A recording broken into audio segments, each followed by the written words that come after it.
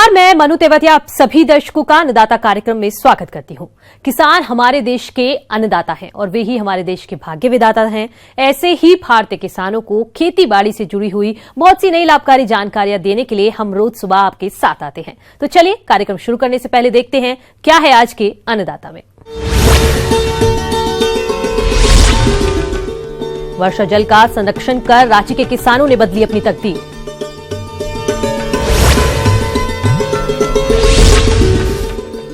कृषि वानिकी अपनाएं, किसान अपनी आमदनी बढ़ाएं। अपने राज्य बिहार झारखंड में मानसून की अनिश्चितता के कारण खरीफ की फसलें काफी प्रभावित हुई। झारखंड के कई किसान समय से फसलों की बोनी नहीं कर पाए, वहीं किसानों की फसलें कम वर्षा के कारण खराब हो गई। ऐसी समस्या से किसान आसानी से बच सकते हैं, बस जरूरत है वर्षा जल को संग्रहित करने की। और इसका जीता जागता उदाहरण है रांची का कुल्ही गांव, जहां पर किसानों ने पानी की कीमत को समझा और सभी इकट्ठा होकर पानी बचाने लगे। देखिए खास रिपोर्ट। पहाड़ों में पानी संग्रहण करने की कुछ पारंपरिक पर वैज्ञानिक विधियां रही हैं जो आज लुप्त हो रही हैं। यदि उनके बारे में अच्छे से समझा जाए और उन्हें आज फिर अपनाया जाए तो पानी की समस्या से छुटकारा मिल सकता है। गांव का पानी गांव में और खेत का पानी खेत में की तर्ज पर अब पहाड़ का पानी पहाड़ में की कवायद शुरू कर दी गई है। रांची के कुल्ही गांव के लोगों ने गांव में वर्षा जल को संग्रहित करने की पहल की और आज यहां के किसान साल भर विभिन्न फसलों की खेती करते हैं। इसी गांव के रहने वाले किसान प्रमोद महतो ने देश के कई राज्यों में जाकर वर्षा जल के संग्रहण की तकनीक को सीखा और गांव लौटकर शासन की मदद से जल छाजन कार्यक्रम की शुरुआत की, जिससे गांव के लोग एक साथ जुड़े और पहाड़ों से बह जाने वाले वर्षा जल को एकत्रित करने की मुहिम शुरू हुई।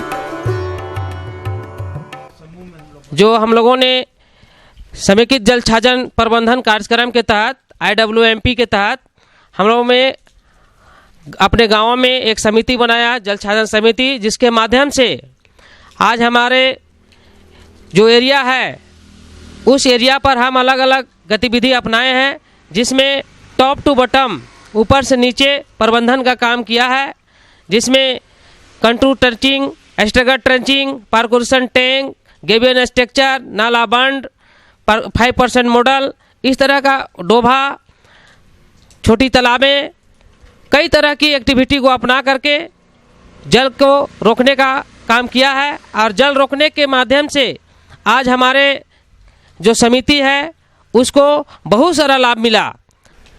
2009 में जब हम जल छाजन नहीं अपनाए थे तो हमारे गांव में पानी की कमी थी, किसान के कुआं में पानी नहीं था। लेकिन जैसे ही इधर 4-5 वर्षों में जैसे ही जल छाजन को अपनाए हैं, इसका इम्पैक्ट हमको दिखने लगा कि कुआं में पानी भरने लगा। इसका प्रबंधन के लिए हम लोगों ने ऊपर में ही बरसात का पानी जो तेज गति से दौड़ता है उस पानी को रेंगने सिखाए और रेंगते हुए पानी को चलने सिखाए और चलते हुए पानी को हम लोग रोक लिए। और वही पानी, जिस पानी को हम रोके हैं, वह पानी हमें रबी की फसल में बहुत सहयोग करता है और उसी पानी से हम किसान भाई हम लोग खेती करते हैं और उसके माध्यम से लोगों की आमदनी बढ़ रही है। यहाँ गांव के लोगों ने पहाड़ी और पठारी क्षेत्रों में जगह जगह पर छोटी खाइयां खोदी, जिससे वर्षा का जल प्रवाह कम हुआ और इन खाइयों में पानी इकट्ठा होने लगा, जो कि धीरे धीरे रिस कर निचली जमीन में इकट्ठा होने लगा, जिससे भूजल स्तर में बढ़ोतरी तो हुई ही, साथ ही मिट्टी का कटाव भी रुक गया। हम लोगों ने ऊपर में जो कंटूर ट्रेंचिंग बनाया है, वो contour trenching line by line होता है, कंटूर में होता है और उसकी जो लंबाई हम लोगों ने बनाया है 12 से 15 फीट की लंबाई है और उसकी डीप जो है गहराई जो है 2.5 से 3 फीट का गहराई है, चौड़ा है उसका 3 फीट है। और इस प्रकार से हम पूरा जो मेरा टॉप एरिया है उसमें लगभग हम 2 हेक्टेयर पर इस तरह का ST और CCT बनाया है, कंटिन्यूअस कंटूर ट्रेंचिंग और एस्ट्रेगल ट्रेंचिंग बनाए हैं, जो बहता हुआ पानी को रोकता है। और उसके नीचे बनाए हैं बैट बनाए हैं, वाटर कंजर्वेशन टैंक, जो पानी को रोकता है। उसके नीचे हम लोग फिर बनाए हैं पार्कुलेशन टैंक बनाए हैं। पार्कुलेशन टैंक ऊपर का पानी जो ओवर होता है उस पानी को वहाँ पर रोकते हैं और जब नीचे वाले ज़मीन पर आते हैं तो वहाँ पर हम बनाए हैं फील्ड बेंडिंग किए हैं। फील्ड बेंडिंग से भी जो पानी बह के जाता था उसको रोकते हैं और उसको 5% मॉडल में डालते हैं। वहाँ से फिर पानी बह करके नीचे आता है जिसको हम डोभा में रोकते हैं।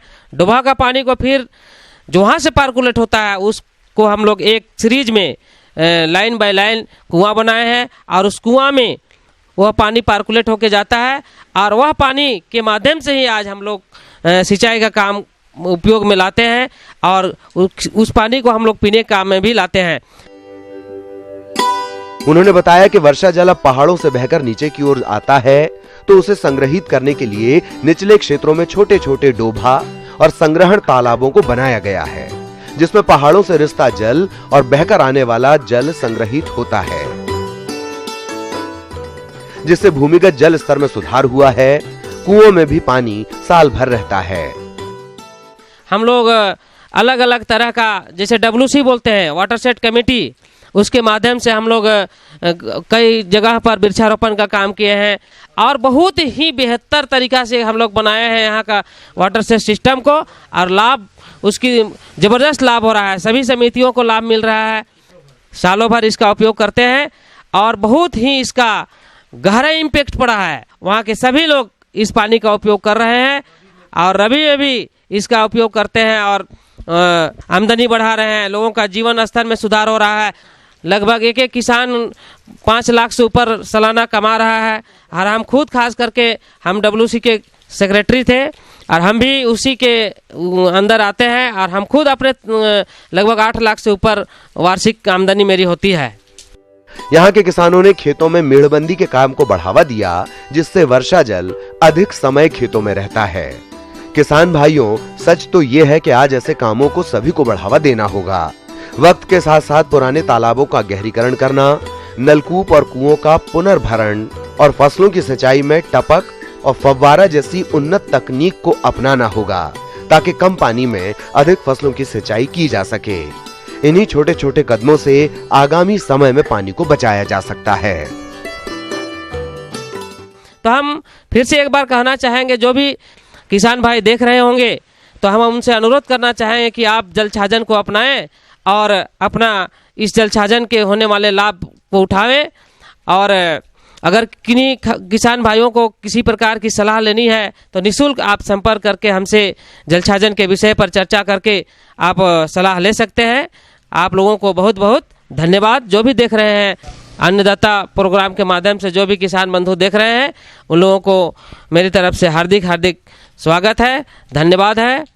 वक्त के साथ साथ खेती का नक्शा भी बदल रहा है। दरअसल बदलते जमाने में खेतीबाड़ी के पुराने तौर तरीकों के सहारे किसानों का गुजारा नहीं होता, लिहाजा आमदनी में इजाफा करने के लिए नई जुगत करना लाजमी है। इसलिए फसलों के साथ साथ क्षेत्रीय पेड़ों को लगाना काफी फायदे का सौदा है। इस तरह से खेती करने को कृषि वानिकी कहा जाता है। अगर आप भी खाली पड़ी जमीन और खेत की मेड़ों पर वानिकी वृक्षों को लगाना चाहते हैं तो कौन से वृक्षों का चयन करें और इनकी देखभाल कैसे करें, इस बारे में बता रहे हैं जिला मधुबनी के कृषि वानिकी अधिकारी PK सिन्हा।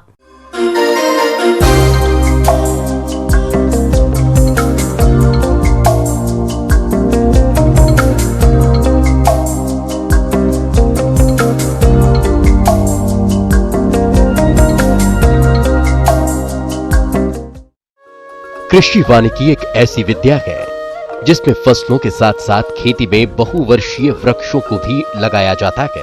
अर्थात फसलों के साथ वृक्षों को लगाने की विधि को कृषि वानिकी कहते हैं। वर्तमान समय में खाद्य एवं लकड़ी की बढ़ती मांग के फलस्वरूप कृषि वानिकी का अत्यंत महत्व है। वैसे तो कृषि वानिकी को हम किसी भी प्रकार की भूमि में लगा सकते हैं। बंजर एवं अनुपयोगी भूमियों में सफलतापूर्वक उगाया जा सकता है। लाभकारी पौधे तो सभी जितने भी हैं सभी हैं, मगर यहाँ के लिए जो उपयुक्त भूमि महसूस की रही है वो महोगनी का है। कुछ अपलैंड्स में सागवान भी लगा सकते हैं। शीशम तो पहले की तरह नहीं, उसको मिक्स प्लांटेशन करेंगे तो वो भी एग्जिस्ट करेगा। ब्लैक शीशम, गम्हार, सेमल, पॉपुलर का ये प्लांटेशन यहाँ सक्सेसफुल हुआ है नई विधा में। तो सब मिला करके हर तरह के पौधे जो आपके पास हैं तो वो जो आपको रूचता है, डैम्प कंडीशन है तो वहाँ पे थोड़े यूकलिप्टस भी लगा सकते हैं। मगर अब जो कॉन्सेप्ट है कि जो भी लगाएं मिक्स वेजिटेशन करें, मिक्स प्रजातियों के साथ करें, एक तरह का एक समान नहीं। जैसे करंज का पेड़ है तो करंज का पेड़ लगाएं तो उसका अलग महत्व है, भाई को बीच में एक तरह का इंटरलिंकिंग का काम करता है।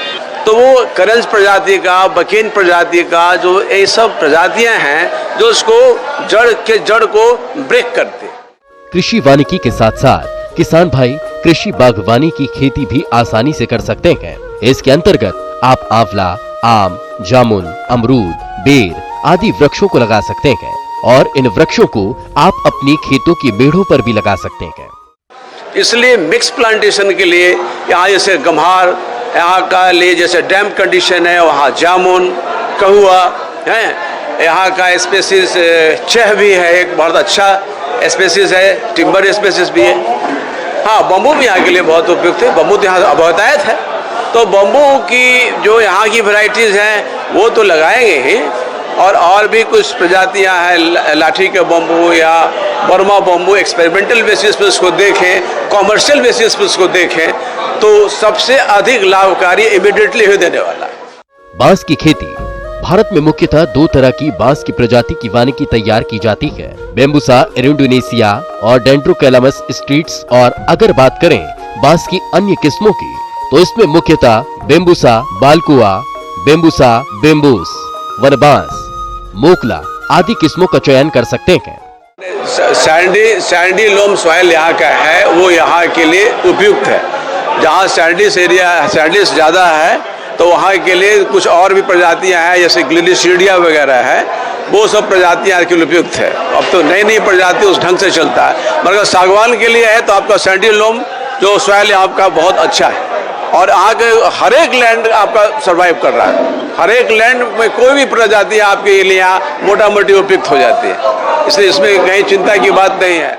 वैसे तो वानिकी वृक्षों की खेती किसी भी तरह लगाकर कर सकते हैं, लेकिन फिर भी खेती की तैयारी के लिए आप खेत को एक बार हैरों से जुताई कर लें और इसके बाद कल्टीवेटर से जुताई कर खेत में पाटा चलाकर खेत को समतल कर लें। रहा कि हाँ, हम अपना गड्ढा कैसा खोजते हैं, हम प्लांट कितना बड़ा लगाते हैं। जितनी बड़ी प्लांट है तो उसको कम से कम 10 ग्राम उसमें डीएपी प्लांट और इंसेक्टिसाइड्स 5 ग्राम के हिसाब से और 1 किलो ऑर्गेनिक मैन्यूअर जैविक खाद के साथ उसको प्लांटिंग करें। बम्बू की खेती के लिए 12 फीट का डिस्टेंस एक गाछ समूह से 12 फीट के डिस्टेंस पर रखें। सागवान के लिए भी 12 फीट का डिस्टेंस रखें तो उसके हिसाब से उसको क्रॉप अप होगा। जो भी महोगनी के लिए भी है तो उसका भी स्पेसमेंट कम से कम 10 फीट 3 मीटर का स्पेसमेंट पर उसको पौधे को रोपे। और उसके बाद जब गाछ बढ़ने लगे, कुछ उसको फूसना शुरू हो जाए, तब उसको फिर 15 दिन या 20 रोज के बाद फिर एक 3 फीट की गोलाई में उसको कोड़नी और निकौनी करें, पुनः उसमें डीएपी का खाद या यूरिया खाद उसमें दें। और डिजीज के लिए आपके पास क्लोरोबाइफोस जो इंसेक्ट्स लगते हैं उसके लिए है।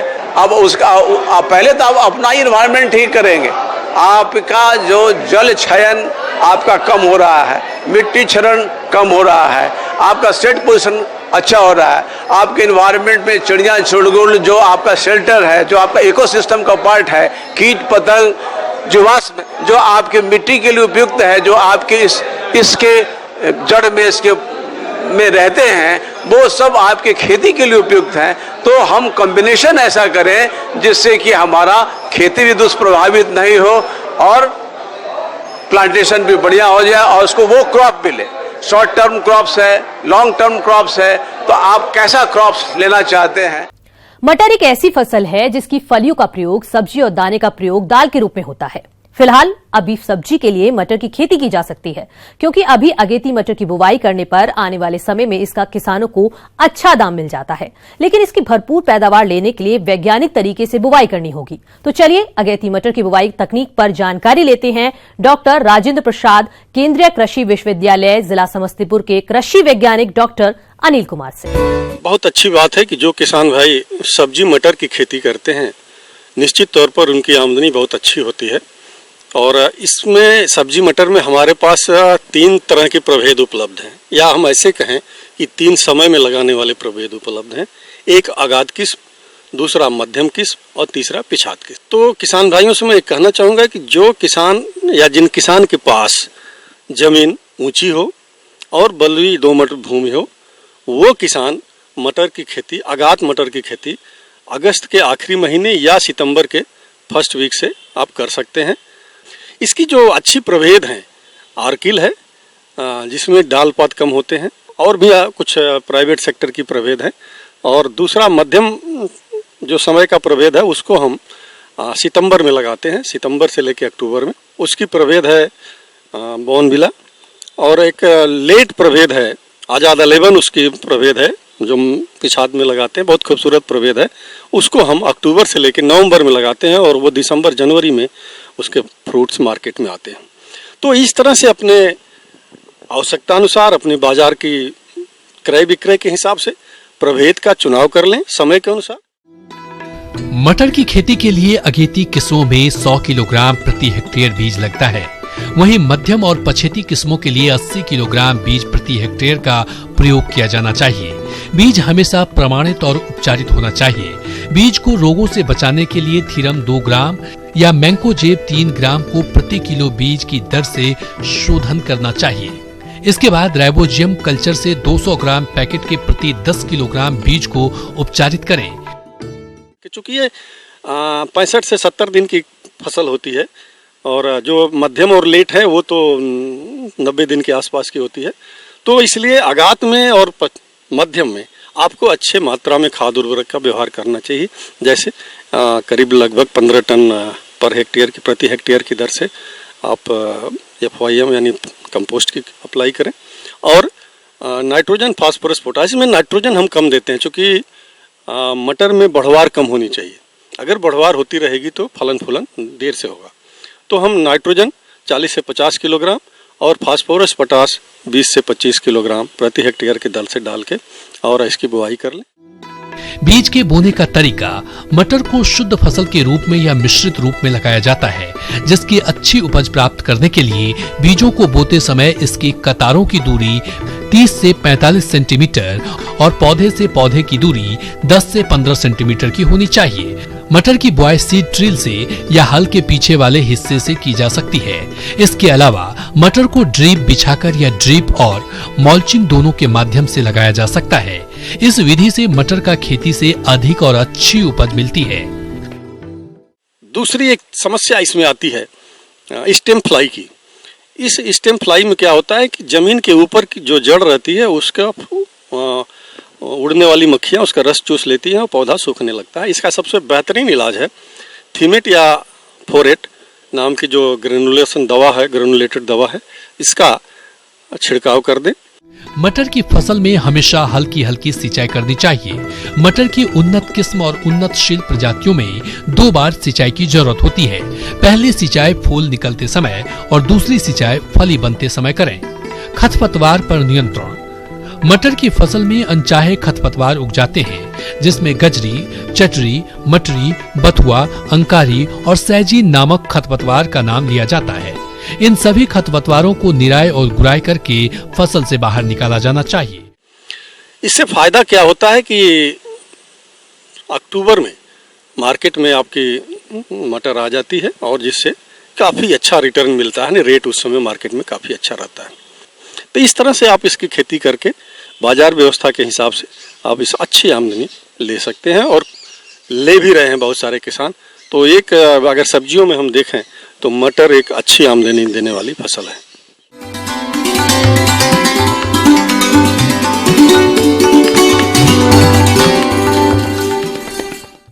अन्नदाता हेल्पलाइन निशुल्क फोन संपर्क सेवा के माध्यम से आपके द्वारा पूछे गए सवालों में से 1 या 2 महत्वपूर्ण सवालों को हम अपने कार्यक्रम में शामिल करते हैं। इसी के तहत आज का चयनित सवाल और उसका जवाब इस प्रकार है। अन्नदाता निशुल्क फोन संपर्क सेवा के माध्यम से पूछे गए प्रश्नों में से आज हमने जिस प्रश्न को कार्यक्रम में शामिल किया है उसे पूछा है ग्राम पंडरी, जिला रांची के कृषक सोहन लाल ने।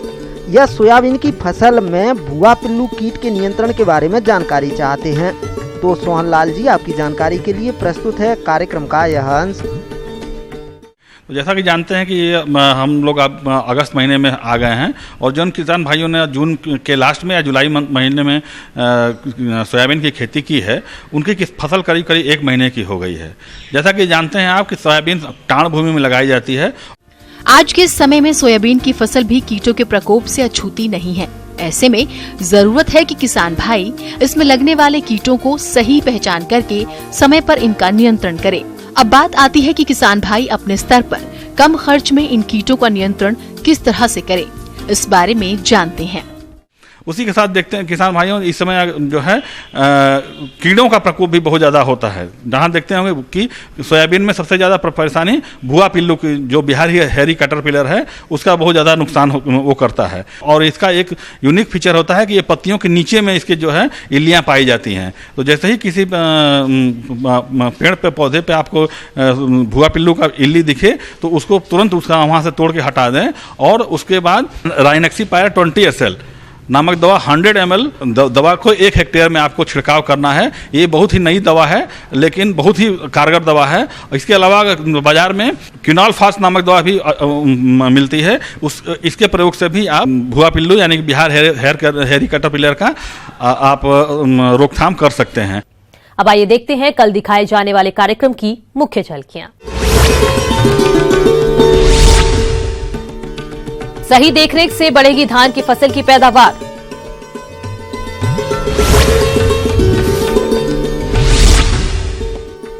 अगेती आलू की खेती करें, अच्छी आमदनी कमाएं।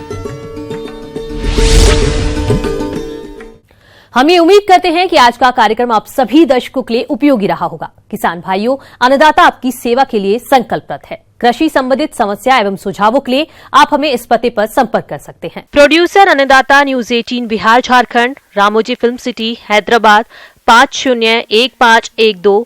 साथ ही आप हमें ईमेल भी कर सकते हैं। हमारा ईमेल आईडी है p18annadatabihar@news18.com। इसके अतिरिक्त आप हमें निशुल्क हेल्पलाइन नंबर 180041921555 पर सोमवार से शनिवार सुबह 10 बजे से शाम 4 बजे के बीच संपर्क कर सकते हैं। किसान भाइयों, अब समय हो रहा है आपसे विदा लेने का, तो हमारी अन्नदाता टीम को दीजिए इजाजत। कल फिर होगी आपसे मुलाकात कृषि संबंधित कुछ और महत्वपूर्ण जानकारियों के साथ। नमस्कार।